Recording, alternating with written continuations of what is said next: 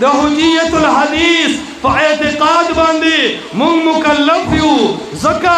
هر حدیث د محمد مصطفی وحی ده دا سور د موجبی کلیه ده اثبات د محمول کی لجمیع افراد الموضوع دا د قیاس اقترانی مرکب من الحملیات شکل اول دے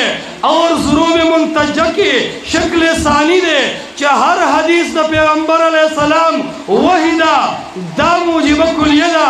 بل بل آغی مقابل سالب کلیہ بھی چی اس یو حدیث دا رسول اللہ علیہ السلام نشتا مگر من پاغی دا ایمان مکلف یو ہر حدیث پاغی باند ایمان دولل بضروری نو اے عوامو دا عقیدہ دا صغرا کبرا او دا قیاس اقترانی پا شکل باندے ہم دا دی طلباء دا عوامو ذمہ داری دا چی زمون بدا عقیدہ وی چی سن قرآن دا اللہ کتاب دے دا سی احادیث دا محمد مصطفیٰ صلی اللہ علیہ وسلم وحی دا او دا حجت دے او سن چی دا قرآن منکر کافر دے دا سی دا احادیث منکر ہمو لگرو آئے